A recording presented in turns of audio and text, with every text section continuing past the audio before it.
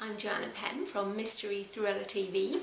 and today I'm looking at Brad Thor's The Athena Project, which I read on the Kindle.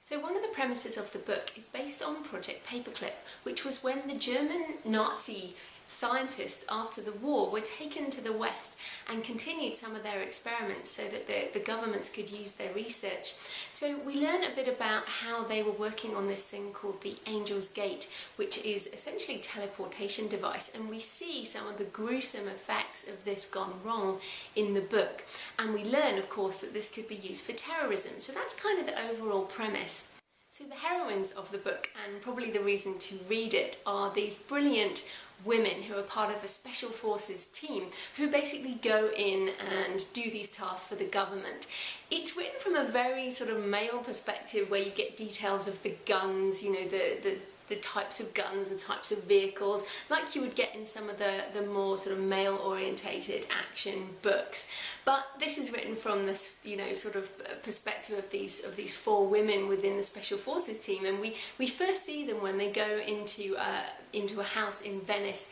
through the canal into a boathouse where their mission is to extract this arms dealer. Now we see two of them, you know, sort of underwater diving, Special Forces diving gear, and they come up in the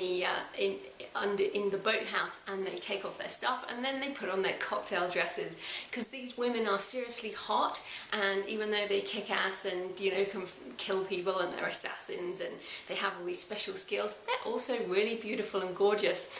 One of the premise of the book being that these women could basically do things that men can't because men will underestimate them. Now it's hard to take this seriously at all. I mean, clearly you could say this is sexist or not sexist, or, you know, it could go either way, but I think if you take it in the spirit in which it probably was intended, is that it's just a fun book to read, and these women are kind of, you know, they roll with the punches, they fight, but they also, you know, show a lot of leg and have really killer dresses and, you know, sort of act like women as well as tough guys. So that's one of the reasons I enjoyed the book, because you don't often have that blend of the sort of male action type stuff with all female characters.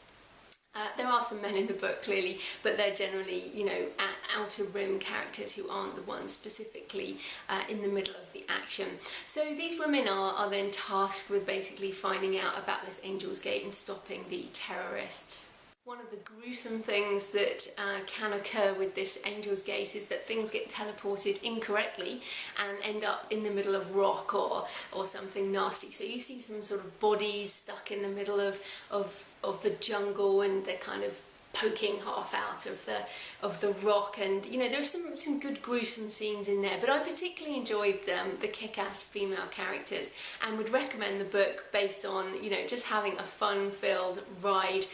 definitely sort of action-adventure thriller. Thank you, I'm Joanna Penn from Mystery Thriller TV.